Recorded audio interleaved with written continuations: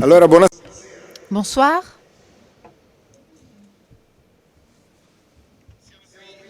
Nous sommes ici sur le thème « La démocratie a un tournant ».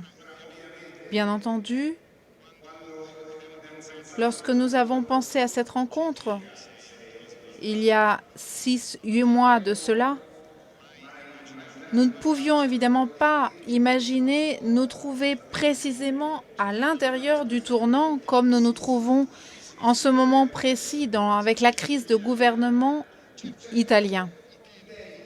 Bien entendu, les rythmes légitimaient le fait de s'interroger sur ce thème, notamment parce que dans ces jours-ci,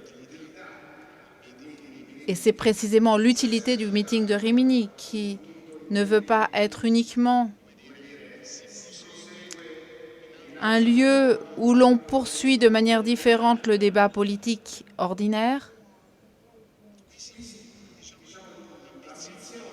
L'ambition ici, la prétention est plus élevée. Il s'agit de tenter de suggérer des points de repère, des critères pour s'orienter. Ces jours-ci, nous sommes réellement submergés par un tsunami de discours privés, publics, d'appels politiques en Italie. Il y a juste quelques jours, Antonio Polito, dans un éditorial sur le Corriere della Sera, disait « Nous avons vécu dans le vacarme et la confusion le plus absolue. Des moments à la Ionesco où on ne comprenait plus qui était le gouvernement et qui était dans l'opposition, qui se sentait en Europe et qui regardait vers la Russie, qui voulait la croissance et qui la décroissance. » Il l'a écrit il y a quelque temps et aujourd'hui c'est comme si c'était encore plus vrai. Donc un grand fleuve d'informations. Et dans un moment comme celui-ci, les paroles du grand poète Eliot semblent encore plus prophétiques. Ce poète que nous apprécions beaucoup ici, lorsqu'il disait que toute notre connaissance nous rapproche toujours plus de notre ignorance. Où est la sagesse que nous avons perdue dans les informations? Jamais comme aujourd'hui, nous avons besoin de sagesse, c'est-à-dire que nous avons besoin de critères, d'orientation, de points pour former un jugement conscient. Et aujourd'hui, et je rentre maintenant dans le vif du sujet dont nous entendons discuter aujourd'hui avec nos invités, aujourd'hui, il n'est pas simple de s'orienter. Parce que, comme le perçoit un poète déjà à la moitié du XXe siècle, les acteurs politiques vendent leurs produits. Tout semble aujourd'hui être du marketing. Et dans le marketing, on le sait, la question n'est pas de savoir si le produit est bon ou mauvais, mais de savoir si l'on vend bien et si on arrive à créer dans le public la nécessité de notre produit. C'est-à-dire si l'on sait que ce lave-linge ou ce shampoing est décisif pour que tu sois heureux dans ta vie. Il est intéressant en ce sens de s'arrêter sur ce que l'on considère aujourd'hui comme les nécessités principales sur le plan politique, les priorités. Si l'on prend par exemple l'Eurobaromètre, cet institut qui enregistre l'opinion publique en Europe,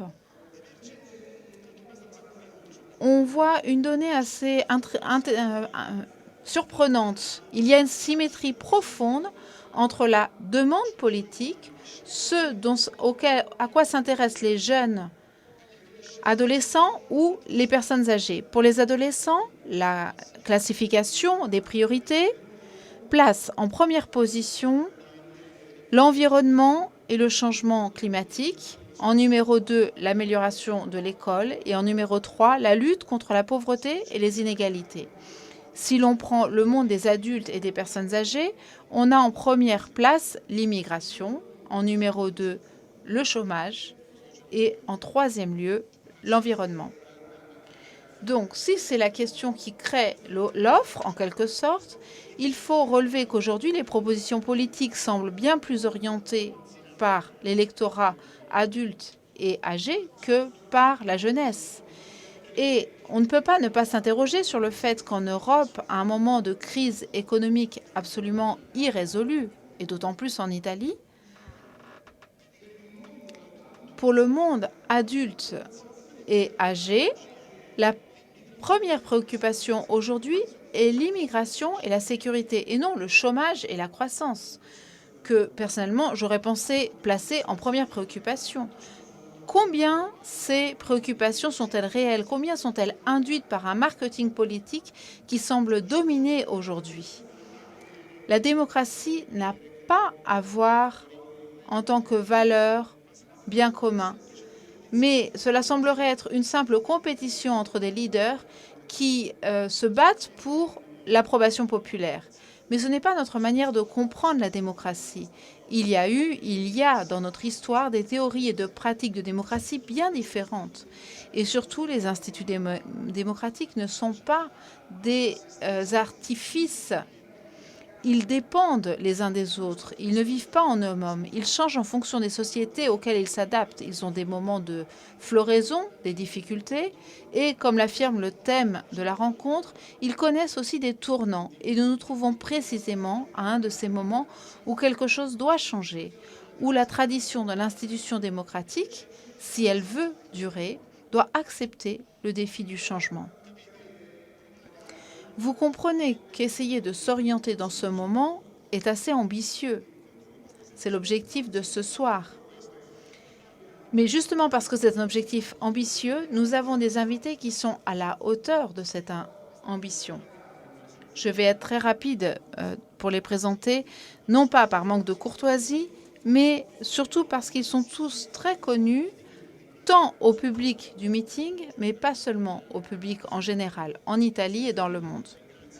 Tout d'abord, et je le remercie vraiment beaucoup, parce qu'au fil des années, c'est devenu un ami stable du meeting, mais cette fois, il est venu vraiment en visite éclair, du professeur Sabino Cassese.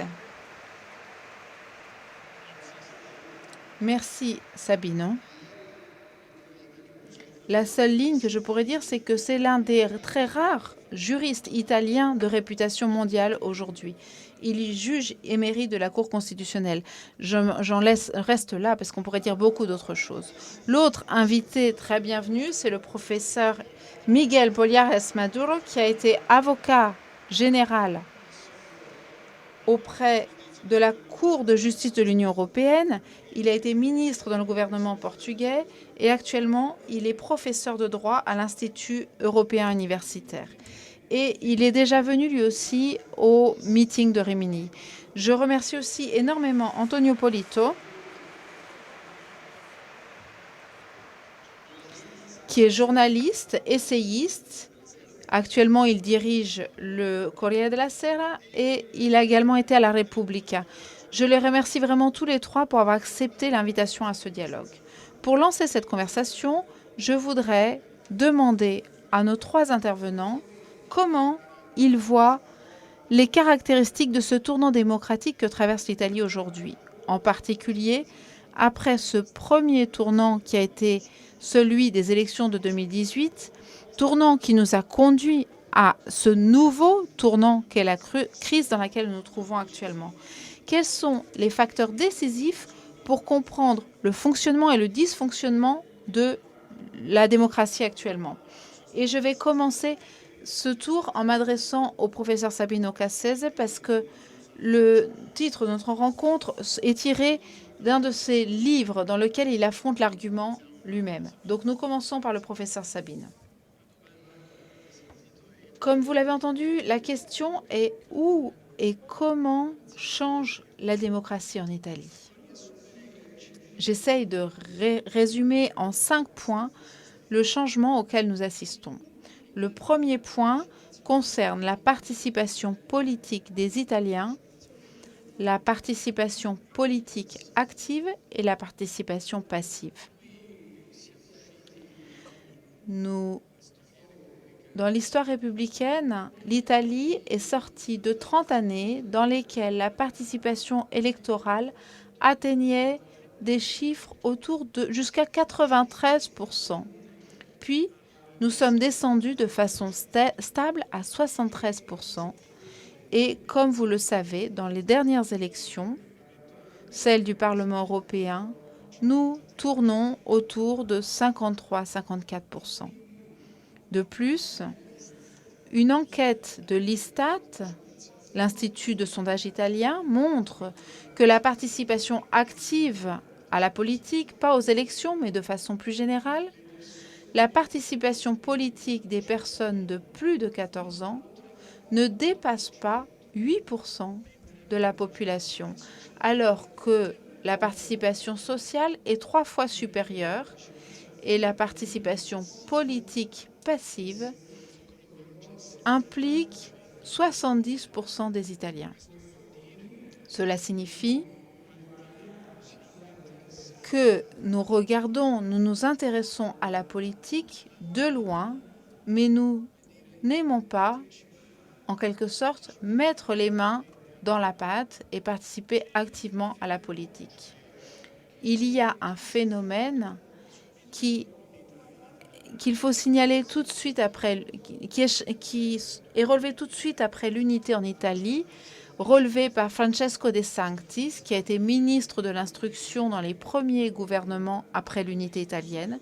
Et dans un discours de 1887, il parlait d'apathie politique. Il ajoutait « impuissante à faire et très active à démolir ». Cette apathie politique, je crois qu'elle dépend en partie de nous et en partie de la pauvreté de l'offre politique. Nous avons une offre politique, c'est-à-dire les propositions que font les partis à l'électorat, qui ne satisfait pas les besoins de l'électorat, qui sont les besoins qui concernent l'avenir. Je pense que c'est l'un des 5 premiers facteurs de crise. Le deuxième facteur de crise concerne les partis en tant qu'organisation sociale. Attention, les partis ont 2 facettes. Ils sont une organisation sociale, mais aussi des institutions publiques. Ils travaillent à l'intérieur de l'État. Certains disent que ce sont même des organes de l'État. Or, si nous considérons les écrits aux partis politiques d'aujourd'hui et nous les comparons aux inscrits des partis politiques à l'époque où la République est née, c'est-à-dire en 1946-48, nous voyons que la participation, l'inscription aux partis politiques est passée de 8 à 1. Elle a diminué de 8 fois. Et cela s'est passé dans une Italie qui comptait à l'époque environ 55 millions d'habitants et donc qui avait 10 millions d'habitants en moins que l'Italie actuelle.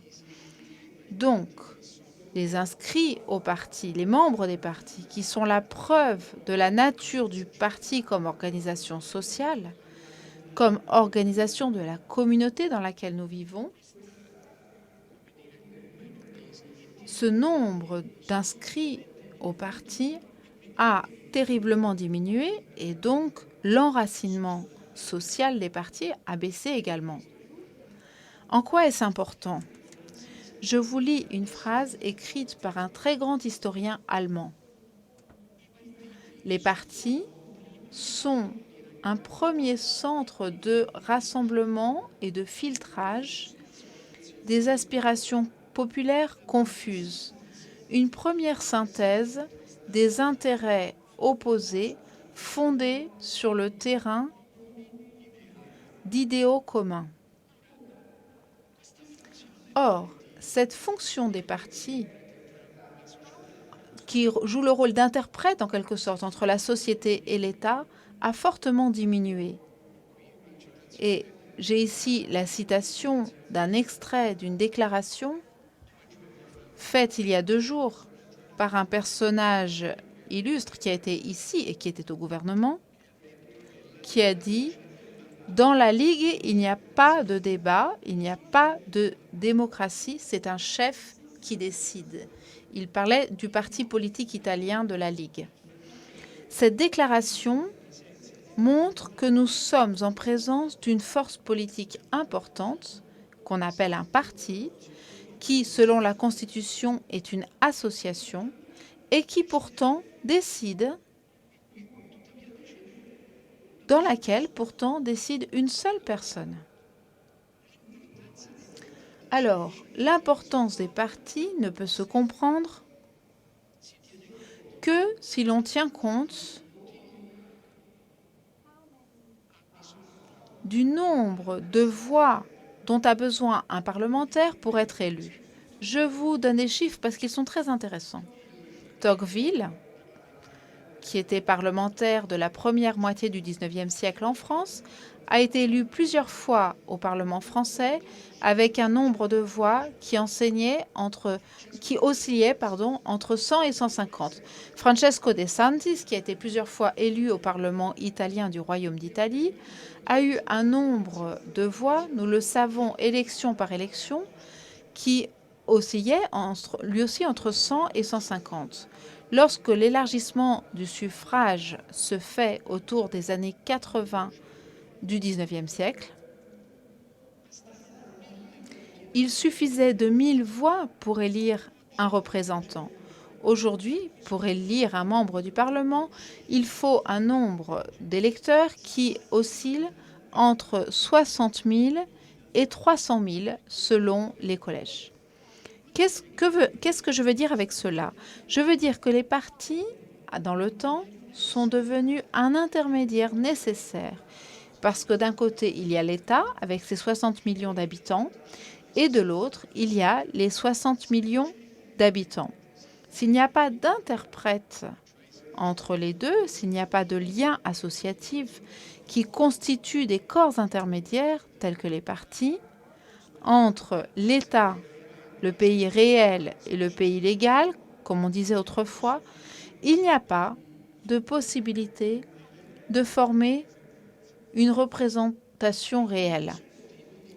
La troisième raison de la crise de la démocratie actuelle en Italie est celle qui dérive du manque de communication entre les deux formes principales de formation de l'opinion publique. Actuellement, nous avons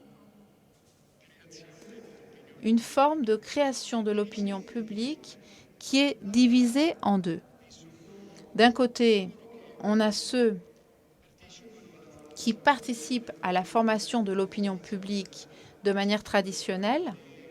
Des idées se forment dans les classes dirigeantes, ces idées se diffusent dans la population, elles rencontrent un consensus, ce consensus attribue aux porteurs de cette idée, de ces idées, un appui qui leur permet d'être élus.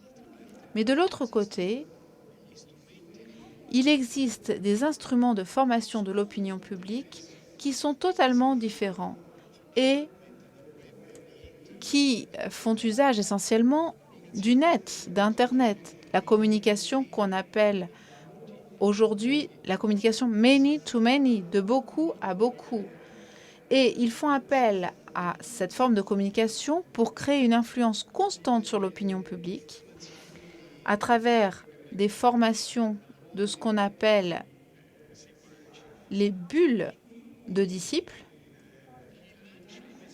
dans lesquelles les lanceurs de messages disent à la population ce que la population veut s'entendre dire, en élargissant constamment le cercle selon une technique qu'on pourrait appeler en économie le cercle d'intérêt composé, c'est-à-dire quelque chose qui naît un pas après l'autre. Vous voyez que dans le débat public, il n'y a pas la moindre communication entre ces deux mondes. Le premier monde est gouverné, pour citer des noms en Italie, Casaleggio et Morisi, et l'autre monde est gouverné par les techniques traditionnelles de formation de l'opinion publique. La quatrième raison de la crise de la démocratie en Italie est constituée par la baisse du caractère de débat des décisions. C'est-à-dire que le décisionnisme domine, prend le pas sur la motivation raisonnée et débattue. J'ai apporté une citation, je vous prie de me pardonner parce que c'est un auteur du XVIe siècle, mais il s'appelait Thomas More et je pense que ce public le connaît bien. Dans son célèbre livre Utopie, il écrit que dans le Conseil domine l'habitude de ne pas discuter l'argument le jour même où il est exposé, mais de le renvoyer à la séance suivante afin que personne ne donne de jugement trop rapide en tentant de trouver des arguments qui supportent une phrase stupide au lieu d'être pour le bien de la République. Je pense que cette réflexion sur le rythme de la proposition, le temps de la discussion et le temps de la décision est une réflexion que nous avons aujourd'hui oubliée parce que nous entendons de plus en plus des politiques qui déclarent, qui proposent, qui affirment, qui ne débattent pas, qui ne discutent pas, qui n'écoutent pas. Et cela constitue le 4e facteur de crise de la démocratie. Parce que la démocratie se nourrit, s'alimente de discussions, de débats, d'écoute. Et donc de ce que les Anglais appellent deliberation. Je vais terminer avec le 5e facteur, c'est-à-dire la pollution du système parlementaire avec les éléments du système présidentiel. Je pense que nous avons presque tous vu le débat qui s'est tenu au Parlement sur la déclaration du président du Conseil des ministres, Conte, lorsqu'il a donné sa démission. Si vous avez écouté les leaders de la Ligue italienne, le leader de la Ligue italienne, vous avez l'impression qu'il a parlé pour le Parlement ou bien qu'il n'a simplement parlé dans le Parlement. Autrement dit, lorsqu'il parlait, est-ce qu'il argumentait pour contredire ce qu'on lui avait reproché ou bien pour affirmer quelque chose qui s'adressait au public qui l'écoutait à la télévision? Vous voyez, là, il y avait des slogans, des simplifications, l'évocation d'émotions et pas des raisons, pas une contre-argumentation. Et il y avait avant tout,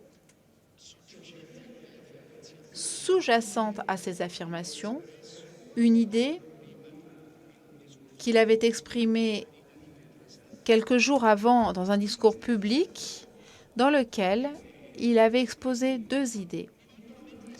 Tout d'abord, on veut me faire un procès pour la question du bateau Open Arms. Je compte sur vous. Si un gouvernement qui ne répond pas à la majorité actuelle se constitue, cela ne répond pas à la volonté du peuple et il faudra descendre dans la rue pour sauver la liberté et la démocratie. Qu'y a-t-il derrière cette affirmation? Derrière cette affirmation, il y a un dessein anticonstitutionnel, parce que dans notre réglementation, notre démocratie se fonde sur 2 niveaux. Un peuple qui élit un parlement et un parlement qui soutient, qui donne sa confiance à un gouvernement. Donc la démocratie se déroule en Italie en 2 étapes. Le peuple ne choisit pas le gouvernement, il choisit le Parlement, puis le Parlement choisit un gouvernement. Mais si l'on affirme, au contraire, que c'est le peuple qui doit choisir le gouvernement, vous comprenez bien que nous sommes dans une situation, un concept totalement différent. Et on confronte 2 conceptions entièrement différentes de la démocratie.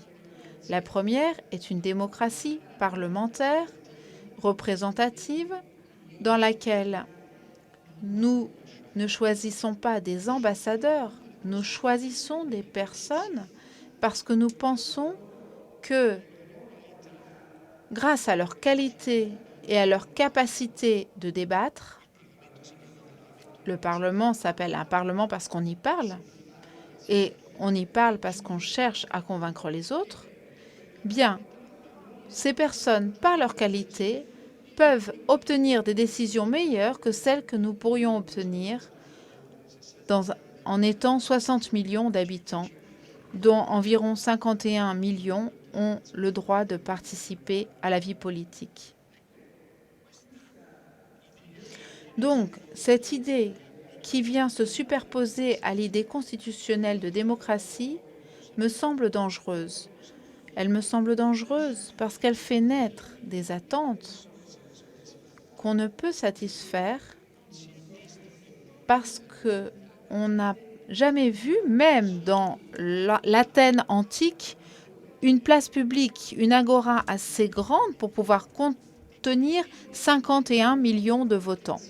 Je considère donc que la tension qui se crée entre ces deux concepts fait naître des conflits que l'on pourrait éviter si l'on acceptait l'idée qui a été choisie par les constituants, celle d'une démocratie qui se fonde sur le Parlement et donc sur des décisions que le Parlement doit prendre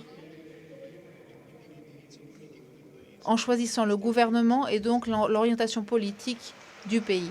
Voilà mon point de vue.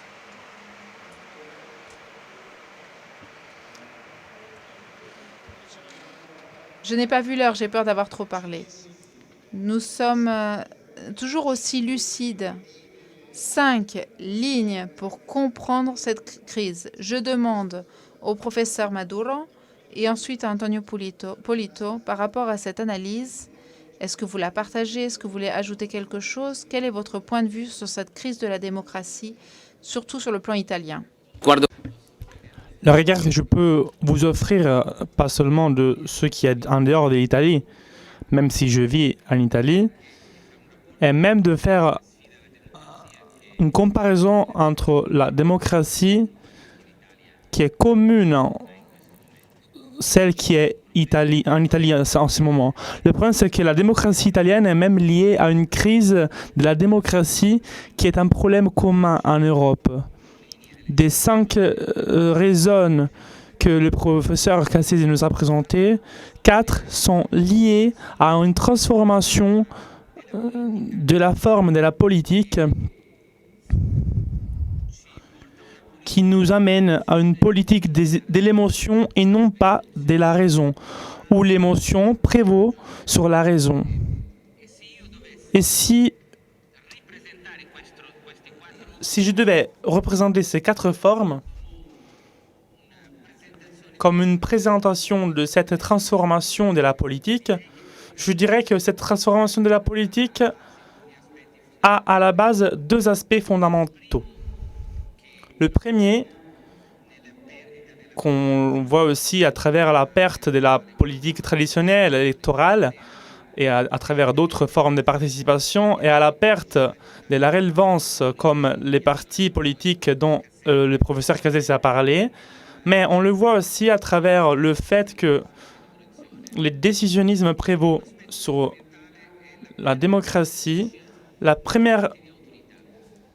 premier aspect, c'est la perte de la confiance des autorités, qui a un problème, pas seulement dans la politique, mais dans la politique encore plus fort.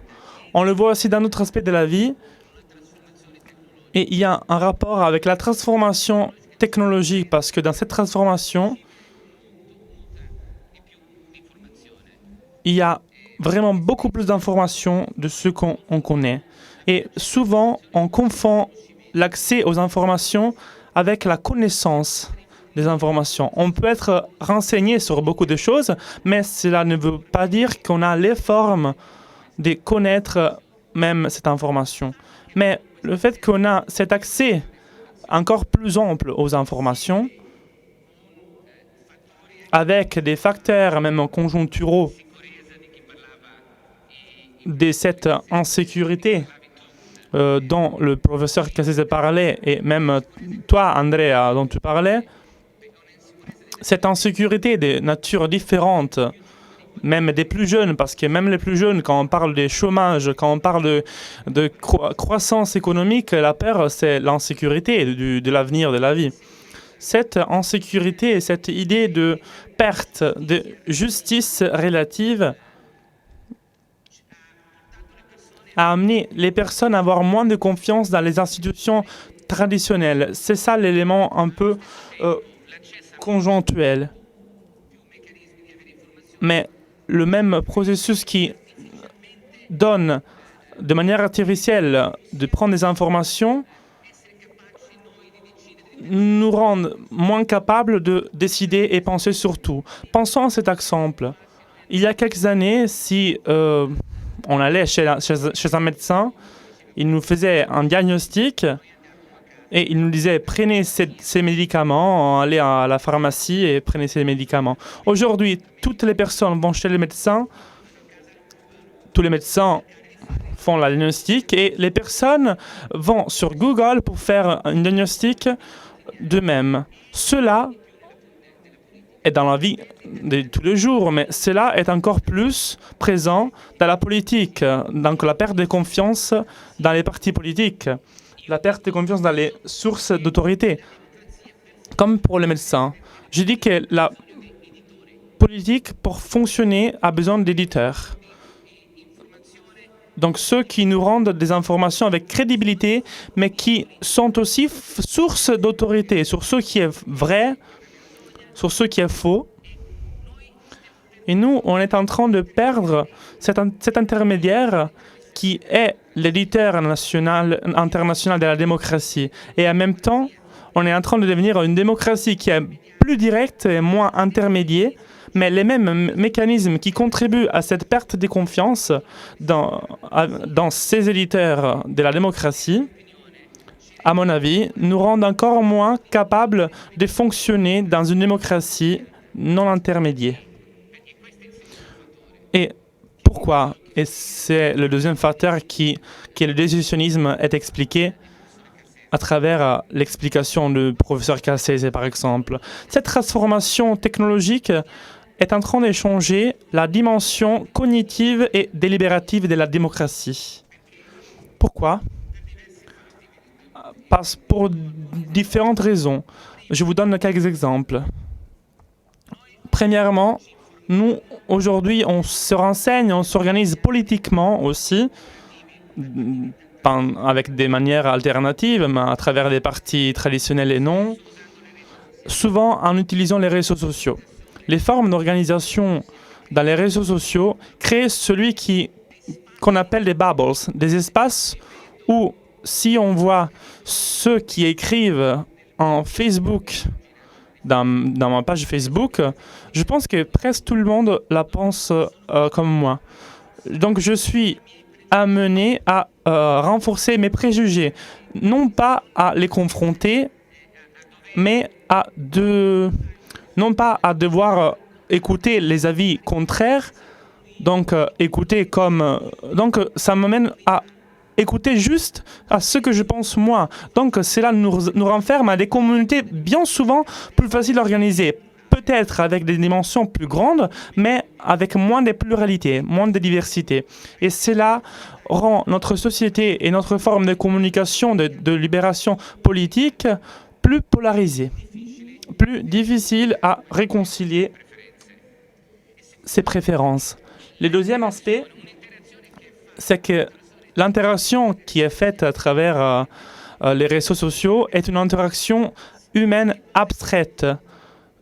L'une des choses que presque tout le monde qui utilise les réseaux sociaux s'en rend compte, c'est que le discours dans les réseaux sociaux est bien plus violent que dans la réalité, que dans une assemblée comme celle-là. Parce que tu es en train de communiquer avec une abstraction, donc c'est plus facile d'avoir un discours plus violent, plus dur, de quand on se confronte plus humainement, plus directement avec quelqu'un dans la réalité. C'est même cela qui contribue à cette radicalisation. Et le troisième aspect est la voracité. On sait aujourd'hui que, à travers les comportements, que l'un des problèmes, et même à travers l'exemple de Utopie de mort, l'un des problèmes de décider trop rapidement, c'est qu'on est encore plus apte à être irrationnel dans ces cas-là, à décider à travers nos préjugés et non pas à travers une forme délibérative. Et même cela, les réseaux sociaux contribuent beaucoup à faire en sorte que se passe cela. Cela, c'est le commentaire à ce que le professeur Cassese disait. Ces différentes dimensions, comme la dimension des partis politiques, le diffusionnisme, sont tous des éléments de ce changement structurel dans la forme comme la politique en lieu d'aujourd'hui. Et ce n'est pas qu'un problème italien. Je dirais que c'est un problème européen et du monde entier. Et ces formes de changement comme la politique bouge l'homme aujourd'hui, nous amène aujourd'hui à une politique qui est bien plus dominée aujourd'hui par le sentiment, donc, plutôt que par l'aspect rationnel. Merci Miguel. D'ailleurs, pendant que tu parlais, je pensais que sur le thème des bubbles, des bulles, il y a précisément une exposition consacrée à ce thème ici au meeting. Antonio Polito. Merci. Tout d'abord, je voulais vous dire que l'éditeur du livre de Sabino Cassese a été très malin parce que appeler un livre Le Tournant, ça vaut pour tout l'avenir. Parce que nous sommes déjà au 2e tournant avant le débat. Alors c'est moi qui ai choisi le titre, donc c'est moi qui suis malin. On voit que tu écris sur le Corriere della Sera, tu as l'habitude de faire des titres. Donc je voulais dire que le tournant, et le professeur Cassese me corrigera si je me trompe, c'est un peu au cœur de la crise, parce que le crise, c'est un changement, c'est une grande transformation, une séparation entre ce qui finit et ce qui naît. Et aux nombreux arguments qui ont été avancés et aux nombreuses raisons de la crise de la démocratie représentative que nous vivons, parce qu'il faut préciser le type de crise. La démocratie en soi, c'est un mot ambigu. Nous présentons aujourd'hui le populisme comme l'opposé de la démocratie. Mais si vous pensez, le terme démocratie, ça vient de démos, c'est-à-dire le peuple, c'est-à-dire la même chose au fond. L'appel au peuple, le désir, l'intention de donner le pouvoir au peuple peut être décliné de différentes manières. Et celui dont nous parlons en général lorsque nous parlons de démocratie, c'est la démocratie libérale, la démocratie représentative. Mais la pensée libérale, à l'origine, n'est pas démocratique. Ou du moins, au départ, il était élitiste. C'était un vote. On rappelait, Cassese tout à l'heure rappelait qu'il fallait très peu de votes pour être élu au Parlement libéral au départ. Donc la démocratie devient celle que nous connaissons. Donc, résultat, système de gouvernement des sociétés de masse. Plus récemment, avec l'implication des masses à travers les partis de masse dans la vie politique. Et cette forme de démocratie vit et connaît une grande crise, une crise manifeste. À toutes les raisons qui ont été avancées, je voudrais en ajouter une supplémentaire, ou disons un ensemble d'autres raisons. Il y a une formidable migration des pouvoirs, des démocraties représentatives des États-nations vers d'autres centres de pouvoir, qui s'est produite dans la deuxième moitié de l'après-guerre. Des migrations du pouvoir vers des organisations internationales, multinationales. Pensez non seulement à l'Union européenne, mais aussi au WTO ou aux alliances militaires pour l'utilisation des forces militaires.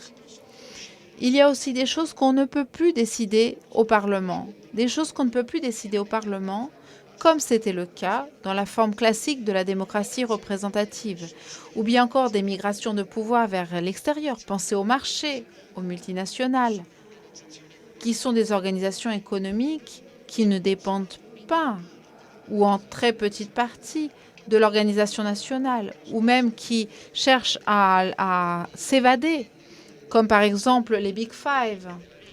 le big tech qui paye les impôts s'ils le veulent, c'est-à-dire qu'ils ne les payent pas, ou bien les migrations vers le bas, c'est-à-dire le phénomène de décentrement du pouvoir, de décentralisation. Je pense qu'aujourd'hui, il faudra réfléchir sérieusement pour se demander ce qui a changé pour la vie politique italienne avec l'institution des régions. Je pense que cela a été un tournant fondamental dans beaucoup de points de vue, y compris négatifs. Donc ces migrations de pouvoir donnent l'impression, que je dirais justifiée, aux citoyens d'avoir perdu du pouvoir. C'est-à-dire que le système représentatif, qui consiste à donner mes voix à un représentant, qui va choisir les orientations de la politique et les transformer en action politique, et ce mécanisme s'est bloqué, s'est enrayé. Et l'Italie a tenté d'affronter ce problème dès les années 80, parce que nous avons oublié que depuis les années 80, on a déjà des tentatives d'ajustement institutionnel. Nous avons tenté d'affronter ce problème à travers une adaptation des institutions de la démocratie représentative. Dans notre système italien, il y a des problèmes objectifs qu'il faut résoudre. Par exemple, la force du pouvoir exécutif, de la démocratie décisionnelle, comme on l'appelle, le bicaméralisme, la présence de 2 chambres, qui est certainement un système qui ralentit les actions, etc. À partir de la commission Bozzi en 1983, nous avons essayé d'affronter ces problèmes. Il y a un certain nombre d'années qui est passé, presque un demi-siècle, et ces tentatives n'ont pas porté de résultats. Donc cette crise s'est transformée dans une crise de parti. Elle a en quelque sorte basculé, elle s'est transférée sur l'instrument de la démocratie représentative que sont les partis. Et ce qui s'est passé en Italie, de ce point de vue, n'a pas de commune mesure en Europe. La destruction des partis politiques et la rapidité avec laquelle ils meurent et ils renaissent, qui est constante, elle n'est pas terminée, cela continue. Si vous pensez que tant qu'on l'appelait la Ligue Nord, c'était la Ligue du parti le plus ancien d'Italie. Mais maintenant, ils ne le sont même plus puisqu'ils ont changé de nom. Donc, dans le débat politique italien, ce qui est de plus ancien, de plus résistant, c'est peut-être le Meeting parce qu'il a 40 ans. Des partis qui ont 40 ans en Italie, il n'y en a plus. Des partis de 40 ans, on n'en connaît plus. Et puis, à mon avis, l'obsession très préoccupante du changement de la loi électorale. Nous sommes en Italie peut-être à la 4e tentative en 15-20 ans. Les différents présidents de la République italienne ont tous pensé à de nouvelles lois électorales cousues sur ces partis qui changeaient de nom. On a d'abord brûlé le parti leader fondé sur la télévision. Maintenant, on a au parti fondé sur le leader, sur les médias et les réseaux sociaux. Donc, il y a un appel où, en quelque sorte, l'élu, Napoléon III était un élu, et à un moment donné, il a dit « Je n'ai pas assez de pouvoir, donnez-les-moi tous, donnez-moi les pleins pouvoirs ». Il fit un appel au peuple, il a obtenu les pleins pouvoirs, et c'est ainsi qu'il est devenu empereur. Ça, c'est le bonapartisme. Ce n'est pas une solution si originale, si moderne, on l'a déjà vu. Donc, ce qu'il faut se demander, donner les recettes pour résoudre cette crise, ce n'est certainement pas à nous de le faire. Entre mardi et mercredi, les partis appelés à former le nouveau gouvernement vont certainement le faire. Ils sont plus capables que nous d'affronter ce problème. Mais je voulais conclure en soulevant une question qui a flotté dans nos interventions jusqu'à maintenant, mais qui n'a pas été encore posée avec la clarté avec laquelle il faut la poser. C'est une question crue. Face à cette crise, peut-on considérer le risque que la démocratie soit réversible? Je crois que c'est l'un des grands thèmes de ce moment qui, à mon avis, il est tout à fait justifié de parler de cette crise de la démocratie aujourd'hui, parce que dire que la démocratie est réversible, c'est tout à fait possible d'un point de vue historique, parce que la démocratie a été un système choisi par les êtres humains comme forme de gouvernement pendant des périodes très brèves de l'histoire. On a préféré, pour des périodes beaucoup bien plus longues, d'autres systèmes, la tyrannie, la dictature, l'oligarchie, le gouvernement des optimaux, l'aristocratie. Il y a eu des systèmes qui ont bien plus de succès historique que la démocratie. Donc, on ne peut pas dire que, de façon générale, les hommes préfèrent s'auto-gouverner. Le plus souvent, ils préfèrent déléguer leur liberté. Voilà, l'exercice de la liberté, c'est un exercice très pénible, qui demande beaucoup d'efforts. Et le risque, le refrain, la sirène de ceux qui nous disent « renonce donc à un morceau de ta liberté et ça ira mieux pour toi, la vie sera plus simple, tu gagneras plus, tu seras moins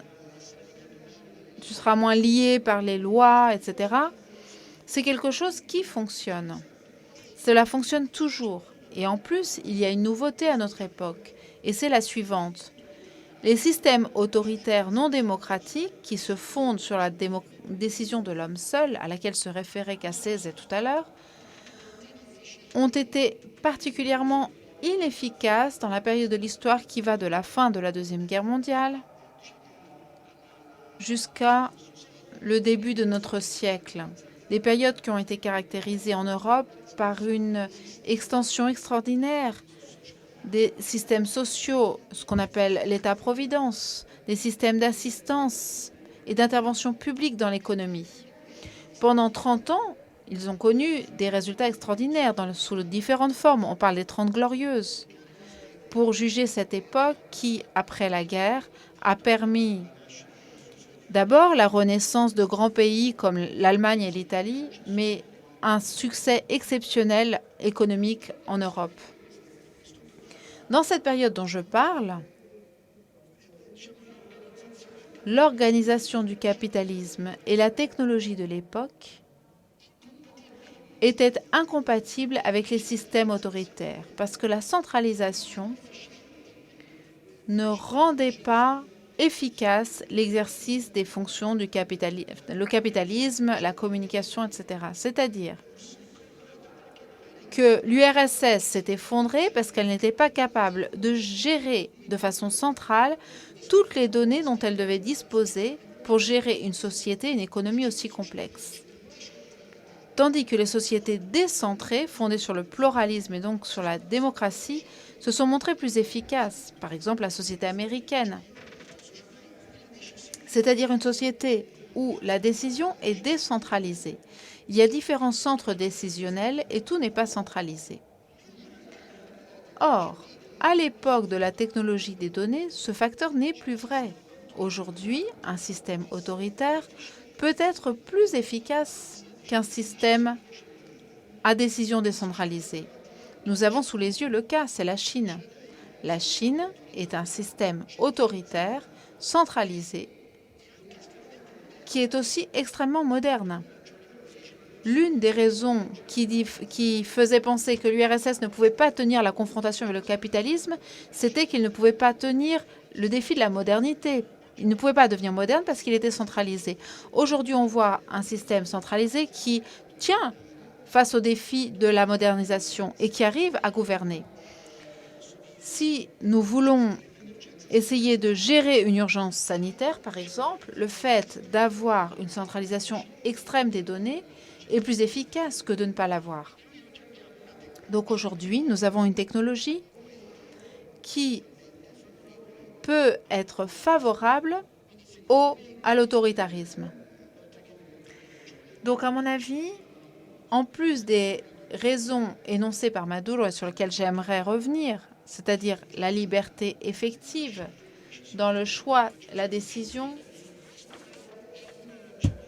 je pense que c'est la grande ombre de la démocratie et le grand risque qui doit nous pousser à proposer de nombreux débats comme celui-là pour parler de la crise de la démocratie et en comprendre les causes. Merci.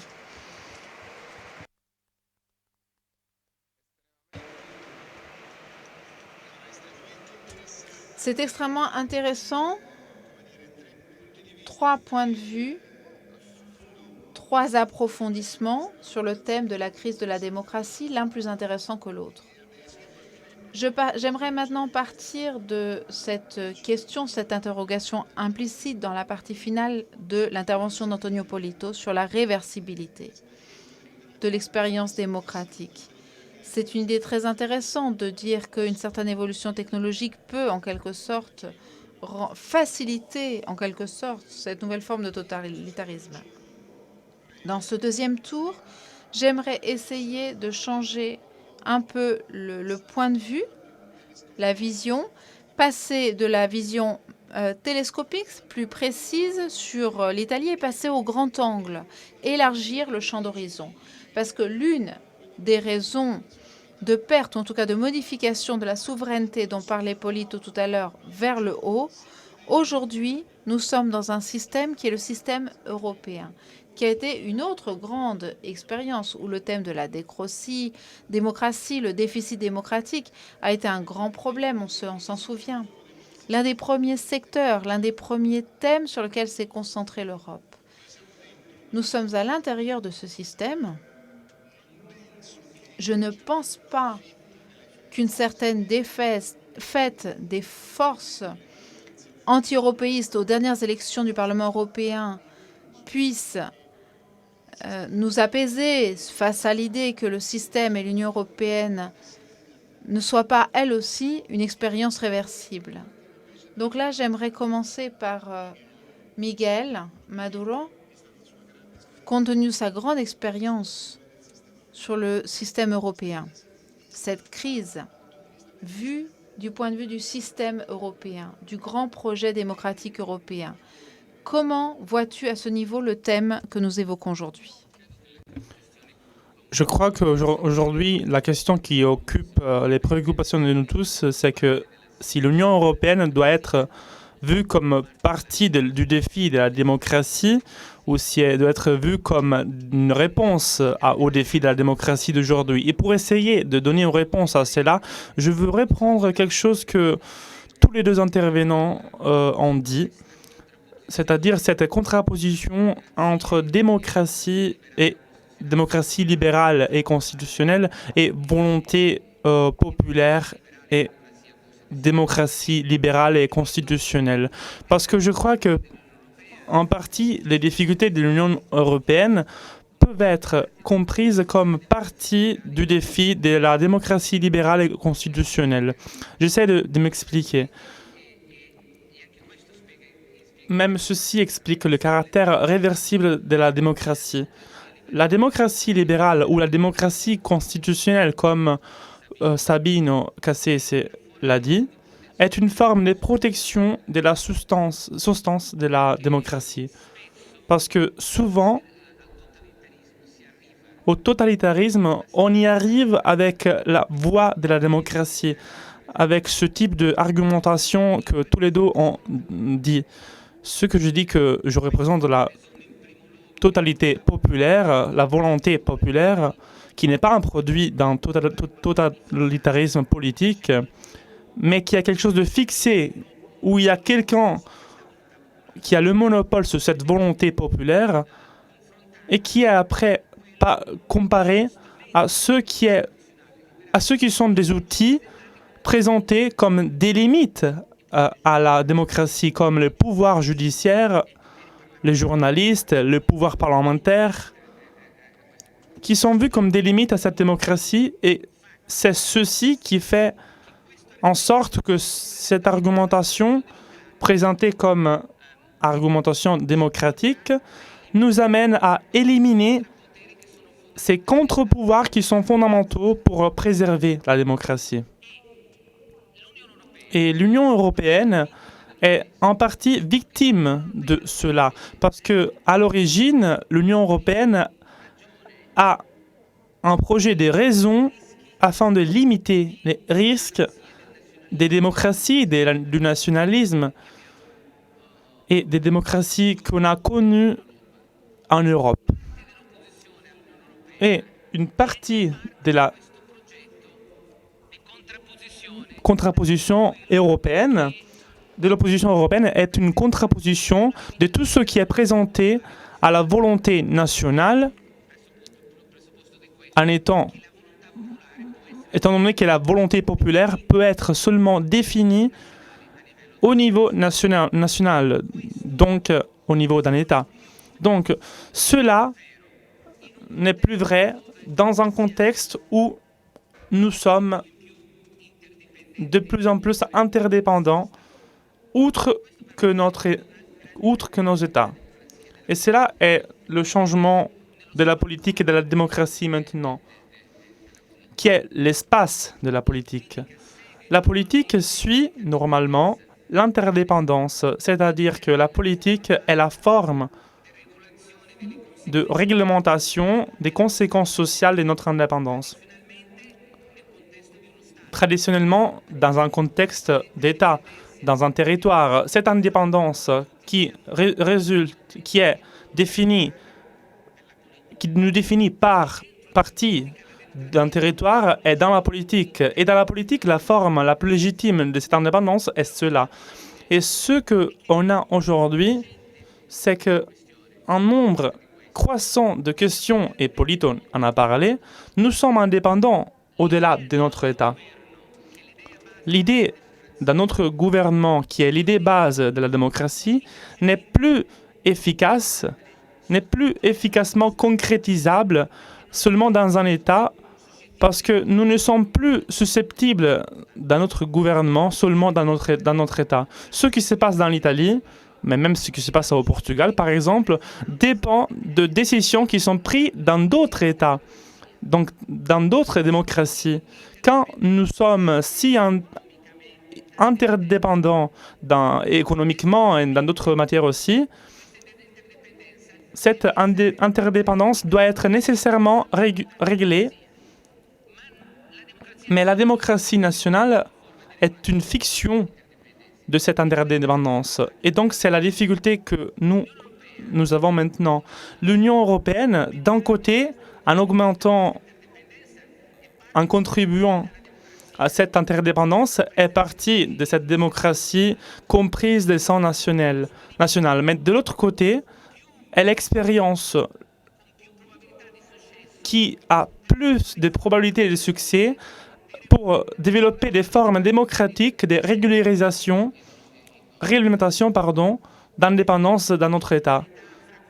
Cette externisation des formes politiques et le fait que, avec un nombre croissant de matières, les agents qui déterminent ce qui se passe sont celui qui concerne l'économie, le contexte social, ne sont plus partie de ce qui fait partie de l'État, comme l'exemple de la technologie, comme Politon nous disait avant, Apple, Google qui veulent payer leurs taxes, mais même choisir leur propre réglementation.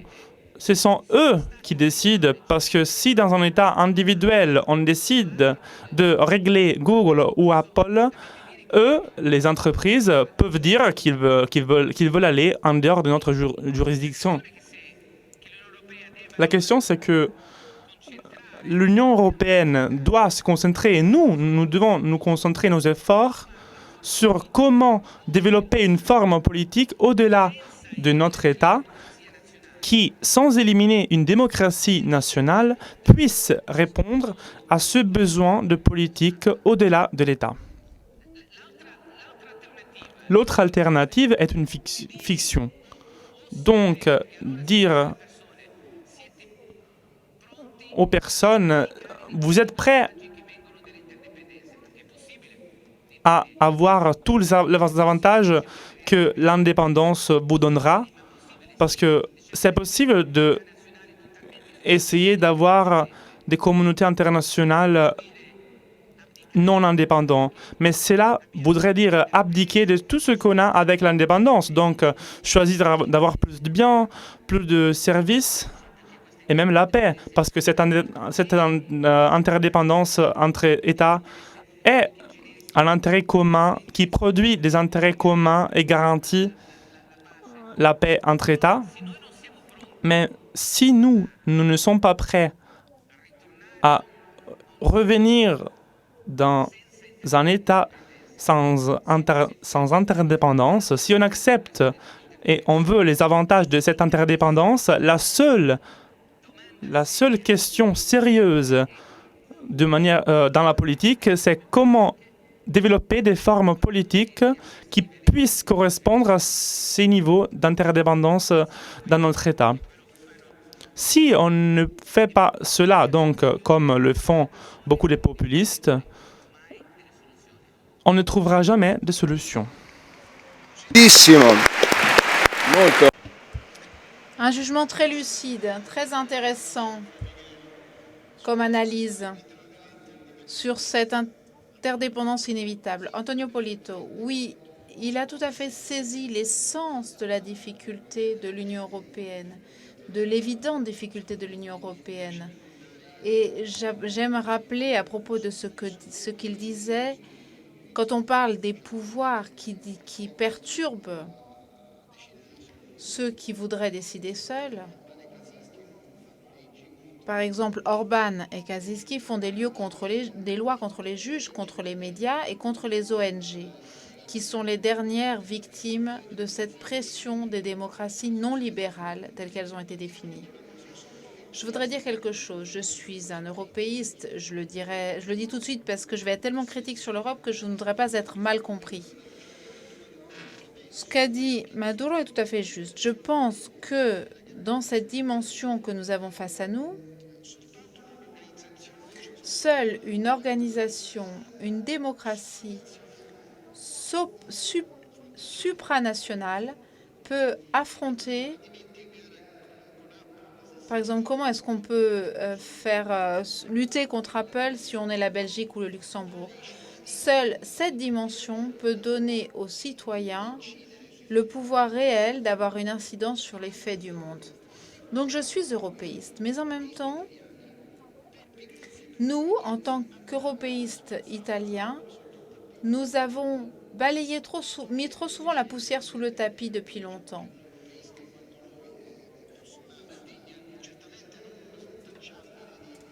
Une personne qu'on ne peut pas taxer d'euroscepticisme a écrit un livret qui s'appelait Le monstre bon, dans lequel il notait avec une grande lucidité le risque que le déficit démocratique qui s'accumulait dans les opinions européennes, c'est-à-dire la sensation des citoyens d'avoir été mis sous tutelle, parce que ce niveau de démocratie supranationale que Maduro demandait indiquait pour relever le défi, l'Union européenne n'est jamais parvenue à le réaliser.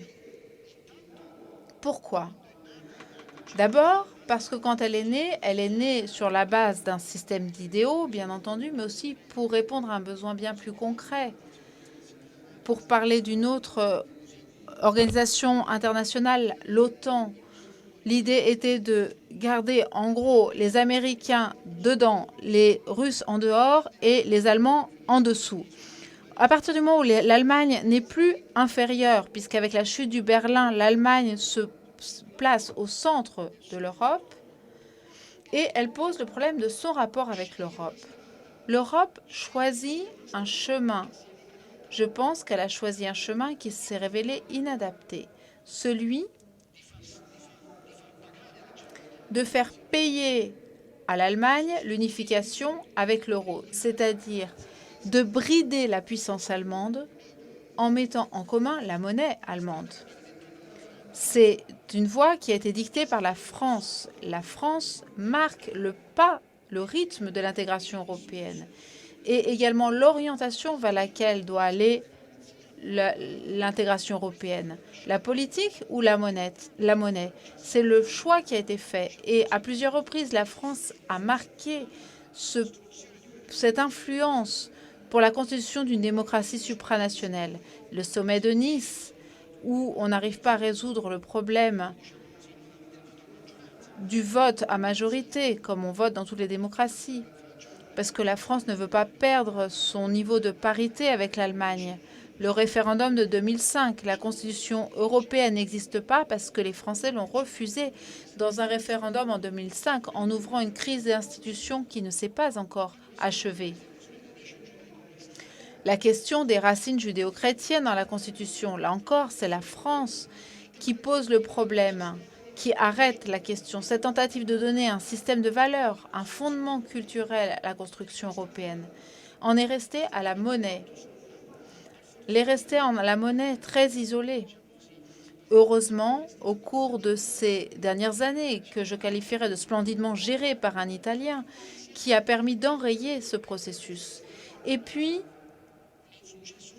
ce que je voudrais appeler un insuccès fonctionnel, parce que l'Europe, même lorsqu'elle n'arrivait pas à fonctionner comme organisme supranational, elle arrivait tout de même à résoudre des problèmes. Par exemple, le problème du Mezzogiorno italien. L'Europe a été fondamentale dans la convergence des questions économiques périphériques, donc y compris le Mezzogiorno italien. Mais dans le problème de l'accroissement de la dette, dans le problème des bancaires, dans l'immigration de masse, le chômage de masse, le terrorisme, à mon avis, l'Europe n'a pas été à l'auteur de donner un intérêt aux citoyens. Nous sommes ensemble pour mieux combattre le terrorisme. Nous sommes ensemble pour mieux soutenir le chômage européen. Et c'est cela qui a été perçu par la population. Je le dis pour dire, un peu pour provoquer, parce que je pense que c'est juste de le faire, mais aussi pour dire autre chose, et je conclurai là. Dire que nous, européistes italiens, qui heureusement sommes encore en majorité, puisqu'il y a un moment où on a pensé que ce qu'on appelle les souverainistes pouvaient, en Italie comme en Angleterre, déterminer une majorité des citoyens italiens pour la sortie de l'Europe. Mais cela ne se voit pas dans les sondages et dans le temps, cela semble même s'affaiblir. Et les souverainistes ont cessé de demander la sortie de l'Europe. Donc ça veut dire que les sondages ne demandent pas de le faire. Mais nous avons vécu longtemps en demandant de l'aide à l'Europe, c'est-à-dire en considérant l'Europe comme un soutien extérieur pour libérer l'Italie de ses maux traditionnels, le clientélisme, etc. On dit attention, il y a l'Europe, et quelquefois ça a été utile. Par exemple, dans la période du gouvernement Ciampi, lorsque nous avons obtenu l'euro, lorsque nous sommes intégrés dès le départ dans l'euro. Aujourd'hui, probablement, il faudrait intervertir les rôles. Et c'est nous, les européistes, qui devrions aider l'Europe, parce que l'Europe en a besoin. Le projet européen est en grave difficulté, en grave crise. Et comme Simoncini le disait, je ne crois pas que le succès évident des souverainistes aux élections correspond au succès des européistes, parce que les deux partis principaux qui ont constitué jusqu'à présent la politique ont été gravement sanctionnés par le vote. Merci.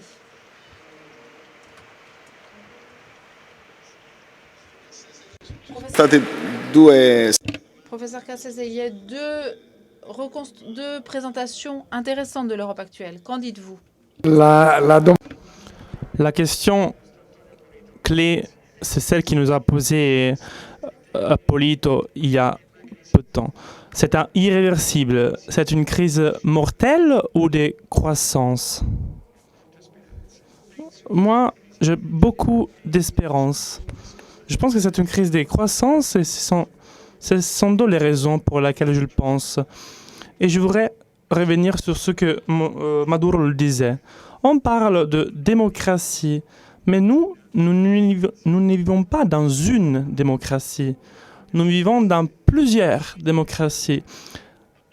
En Italie, on a 8000 communes et on vote pour les conseils communaux, 20 régions et on vote pour les conseils régionaux, un État et on vote pour les conseils d'État, une Union européenne et on vote pour le Conseil européen.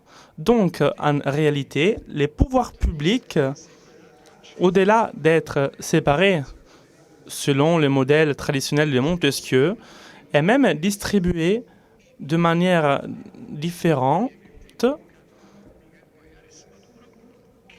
de manière qu'il y ait des interdépendances, selon Maduro aussi. Une région ne peut pas se donner certaines ordonnances. L'État ne peut pas faire certaines lois parce que sinon, il y a l'Union européenne qui corrige l'État. Je cite par exemple le cas de la Pologne et de l'Hongrie qui ont été mentionnés aussi par les journaux, donc très connus. Donc les systèmes des interdépendances se basent sur la pluralité démocratie, derrière lesquelles il y a des pluralités de volontés exprimées par le peuple. Mais veillez-vous de cela, parce que derrière cela, il y a la tentation de beaucoup de politiciens à s'avaloir sur les résultats d'une consultation populaire pour d'autres niveaux de gouvernement, comme les données, les résultats du Parlement européen. Quelques forces politiques ont essayé de passer en capitalisant, comme le président du Conseil des ministres l'écrivait, donc en capitalisant un capital qui avait obtenu, non pas pour un Parlement national, mais pour le Parlement européen, donc qui pourrait ne pas correspondre au capital qu'il pourrait obtenir dans le Parlement national avec les élections politiques nationales. Cela est le premier point qui me fait être optimiste, qui me fait rester optimiste. Nous avons un système d'interdépendance qui sont dans des formes, dans des corrections. Et la deuxième raison pour laquelle je suis optimiste, c'est que la plupart des démocraties dans le monde naissent après la Deuxième Guerre mondiale. Et elles naissent sur une base très claire qui, un studieux a appelé « horreur pour les hécatombes ». Il faut se rappeler que les morts entre la Première et la Deuxième Guerre mondiale ont été 60 millions. Donc, dans l'Europe, donc, une nation grande comme l'Italie ou comme la France a disparu, si on regarde les morts que les guerres ont faites. Or, l'horreur des hécatombes qui étaient produites par des affirmations des systèmes autoritaires ou semi-autoritaires ou par le développement de l'Empire austro-hongrique ou voire aussi Mussolini, cela a produit un développement de la démocratie que d'une manière on unit avec deux éléments qui sont le développement économique et la paix. Donc cette alliance stratégique dans le monde entre démocratie, paix et bien-être économique, à mon avis, est un élément fondamental de la force de démocratie. Grazie. Merci. Alors, dans le sillage de cette observation de Sabino Cassese, c'est-à-dire crise mortelle ou crise de croissance, j'aimerais lancer un dernier tour entre nos invités. Vous avez vu qu'il y a eu un algorithme dans le choix des orateurs. Je voudrais commencer cette fois par Antonio Polito, parce que je voudrais partir de là. Optimisme dont parle le professeur Cassese. C'est vrai, la démocratie est réversible, mais cette crise que nous vivons est une crise de croissance, ou en tout cas, elle peut l'être. Alors, j'aimerais essayer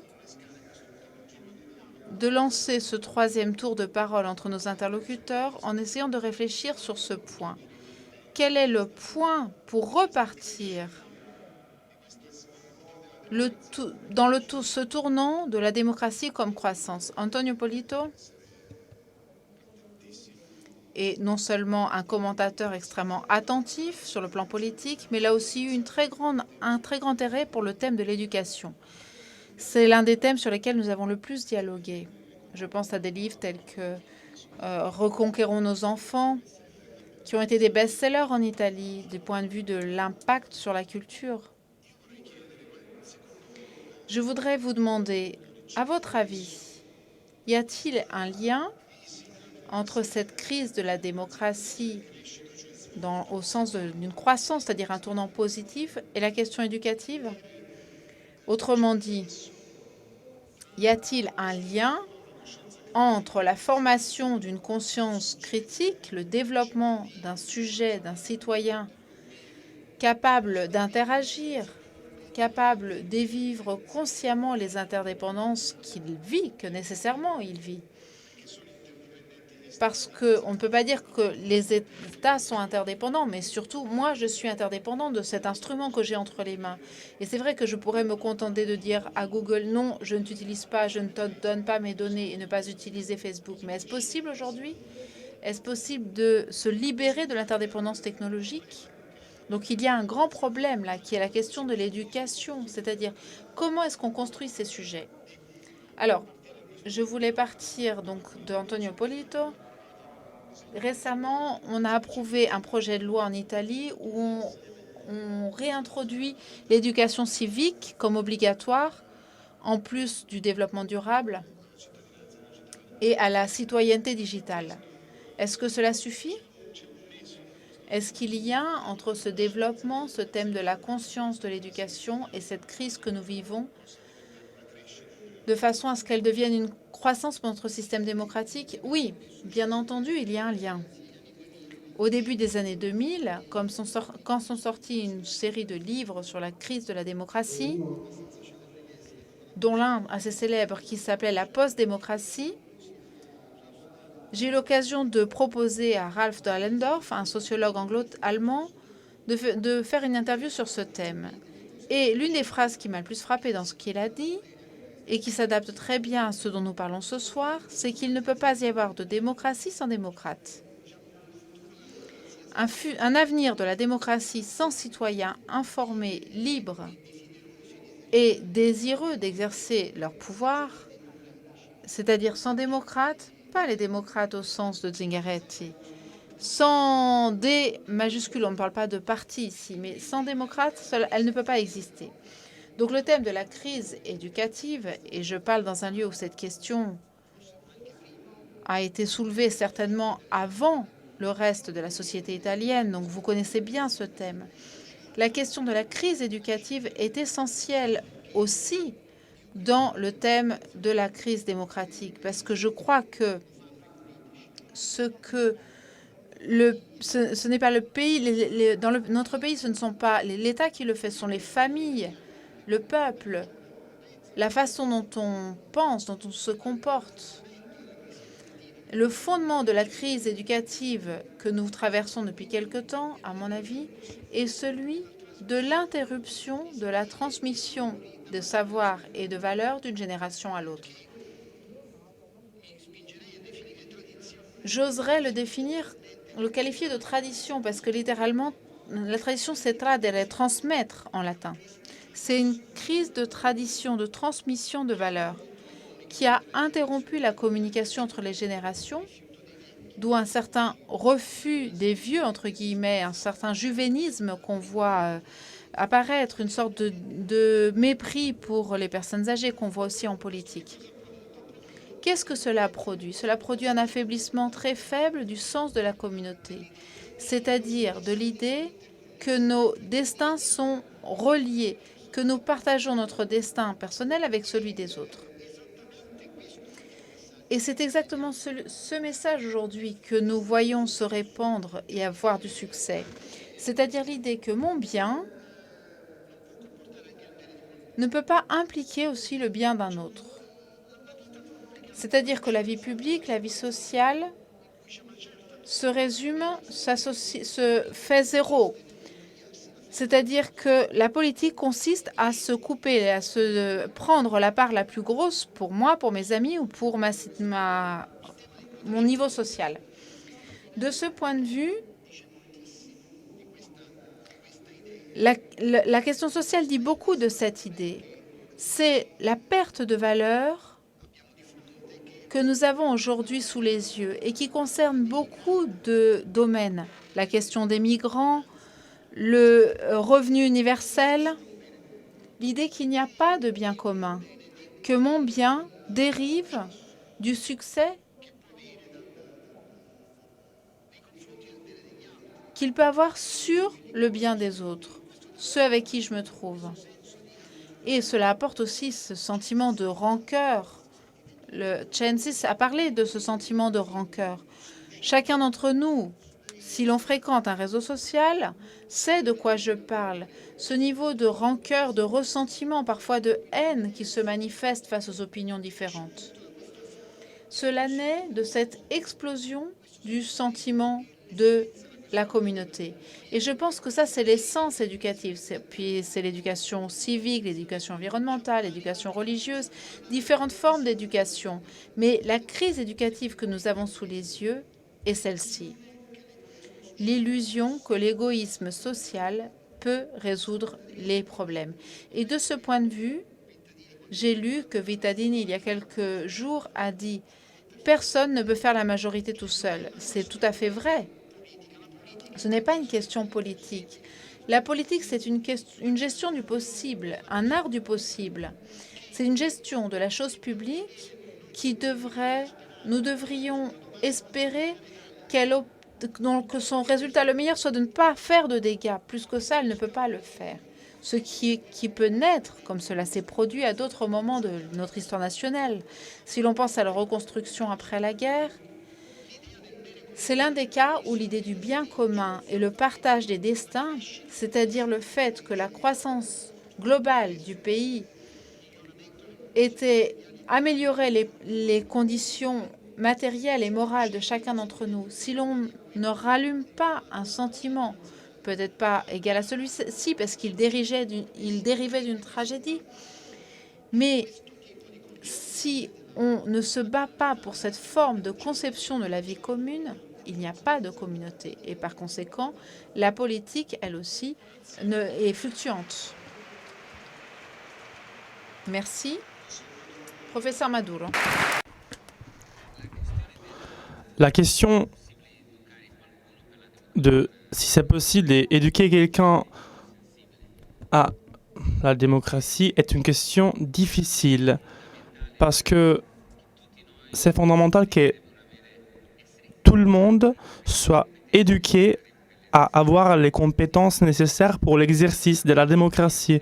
D'un autre côté, quand on parle de l'éducation de quelqu'un comme occasion de citoyenneté, on se rappelle que beaucoup de régimes totalitaires utilisent ce type d'outils pour imposer une certaine notion. Je crois que c'est fondamental de savoir quel type de compétences et non pas à quoi ça sert la démocratie. Donc c'est fondamental de connaître quel type de compétences nécessite la démocratie et quel type de personnes. Je dirais que la première chose, c'est de soulever la question de l'importance de la dimension morale de l'être humain. Parce que la démocratie étant, elle, un lieu de choix et de moralité par définition, l'idée que la démocratie extrait de la moralité, c'est faux. Donc la première chose, c'est cela. En discutant la moralité de la démocratie, on aurait des meilleurs citoyens. Donc que chacun découvre par soi-même sa moralité. Mais c'est très important ce débat. Deuxièmement, c'est connaître l'histoire. Quand Sabine racontait son optimisme, en même temps, je me rappelais d'une raison d'être plus pessimiste.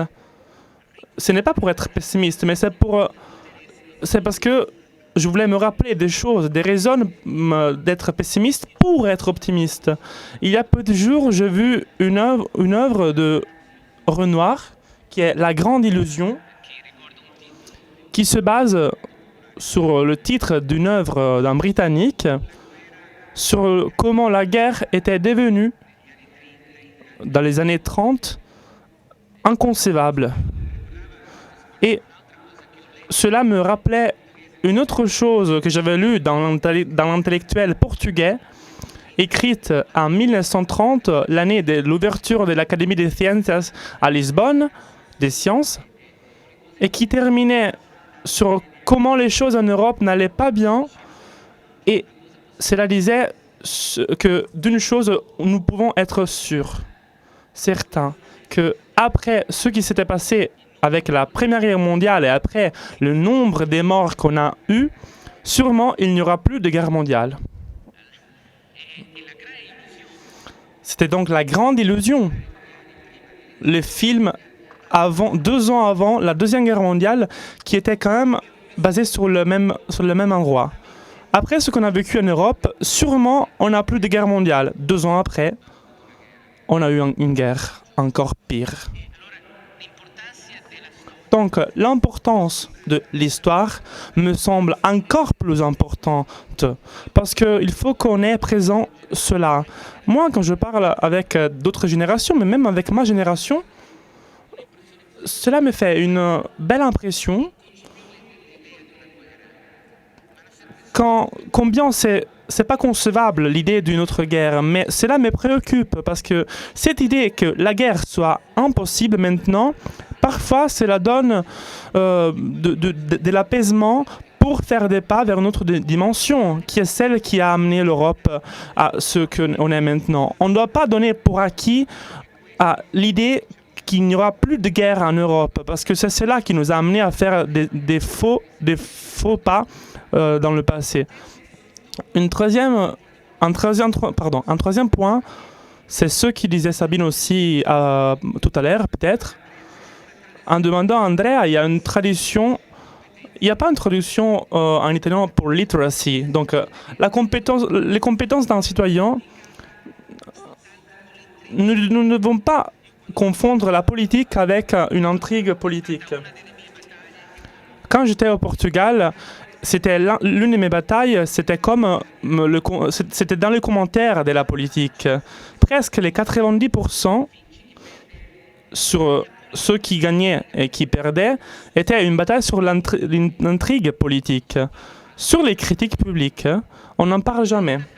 Le 90% de notre débat politique est sur l'intrigue politique.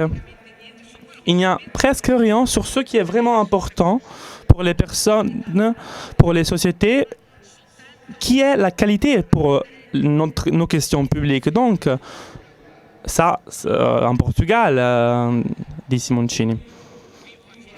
Moi, je vis à Florence, mais peut-être vu que je vis dans l'école, je me rends peut-être pas compte de comment les journaux italiens parlent seulement des critiques publiques et pas des intrigues politiques. Peut-être que c'est un problème portugais, mais pas que italien.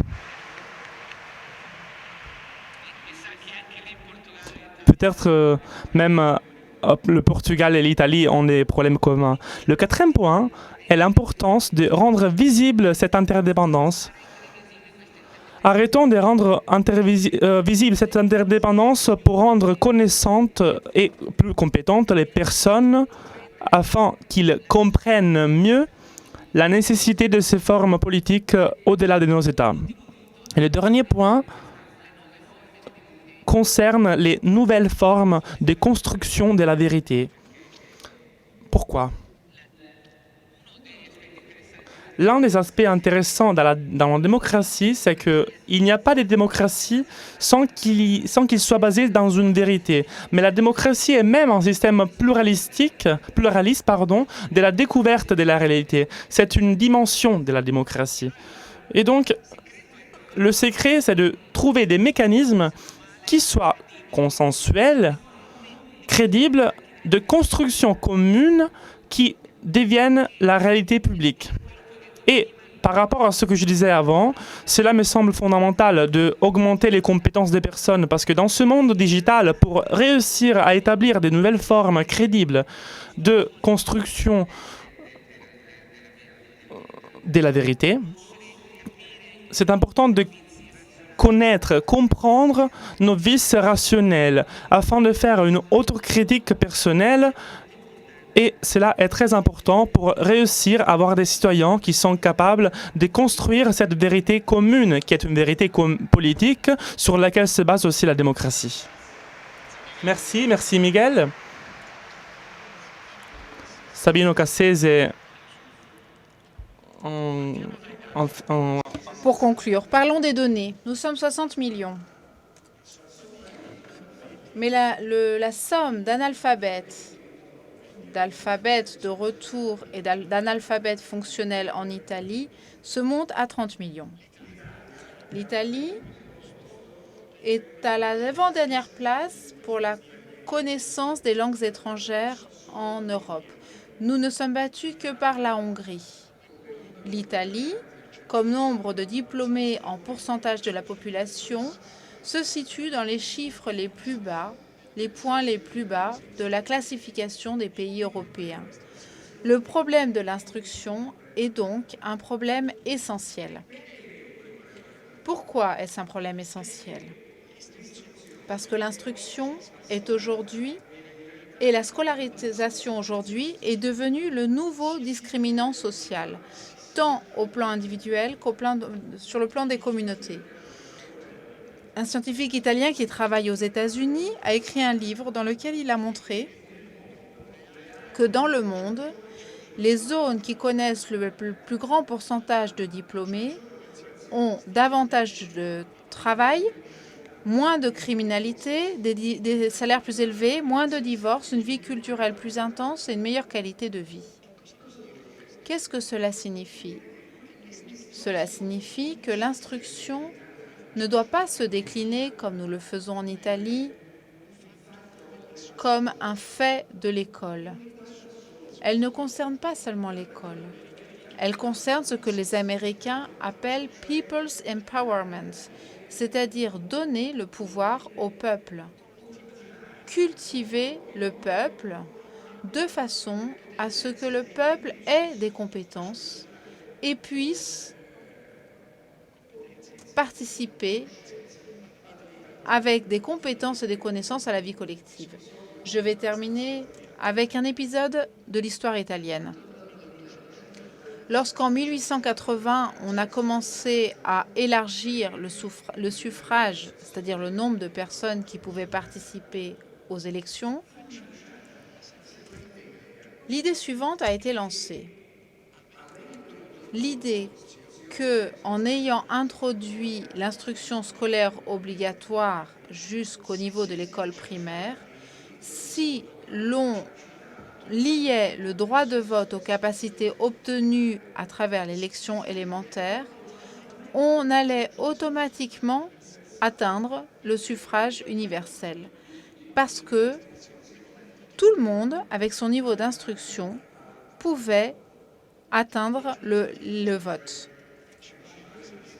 Le principal président du Conseil des ministres du début du XXe siècle, Giolitti, montre que cela a été un échec parce que l'on a découvert qu'en réalité, la scolarisation n'avait pas été étendue à tous.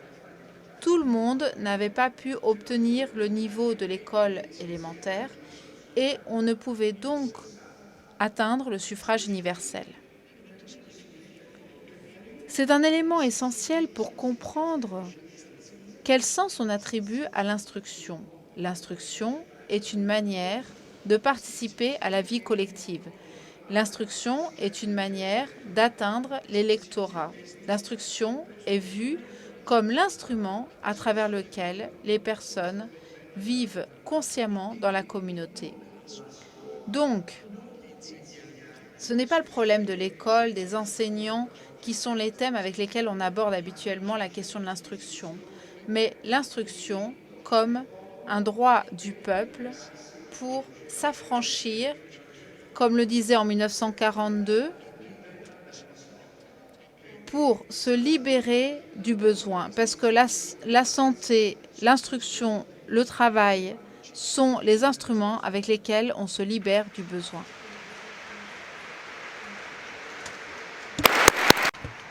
Merci. Voilà. Je remercie vraiment nos intervenants d'aujourd'hui. Il me semble qu'on a maintenu notre promesse. Le thème était complexe. L'idée était ambitieuse à nous aider à avoir quelques lignes d'orientation dans un moment si confus. Mais moi, je pense qu'au moins une contribution très utile, aiguë, on l'a eu à travers nos trois invités que je tiens à remercier encore une fois pour leur présence et pour l'aide qu'ils nous ont fournie. La seule chose que je veux dire, parce que les temps sont plus qu'accomplis pour notre rencontre, mais je veux dire que en essayant de faire un improbable mélange entre...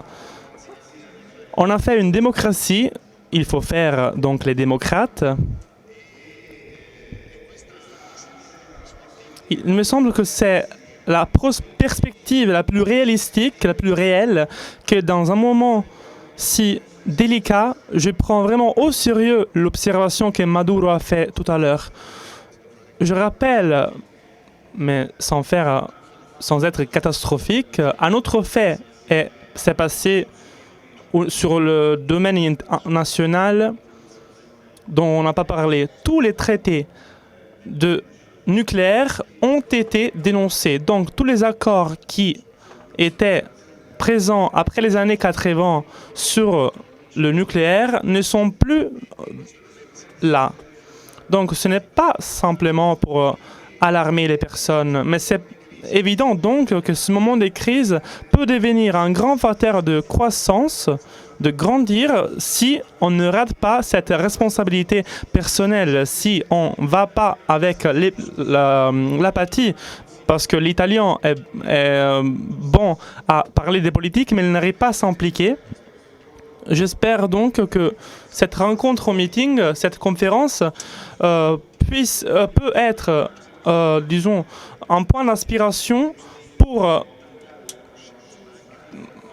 sa propre personnalité, pour sa personne, pour faire un pas. Et l'éducation de soi-même, qui est un peu le grand but pour lequel le meeting existe. Je rappelle à tout le monde, comme je dois le faire, comme tout modérateur, que le meeting peut se permettre le luxe d'avoir toutes ces personnes derrière notre table, par exemple, comme Sabino Cassese et Luis Miguel Poyares Maduro, seulement parce que le meeting est indépendant et juste parce que la seule source qu'elle a, c'est les dons et les fundraising de chacun. Donc, si on veut que cela continue, je rappelle à tout le monde les kiosques Dona Ora avec les maillots rouges où on peut contribuer au meeting. Je remercie encore une fois très chaleureusement les invités et je souhaite un bon meeting à tout le monde.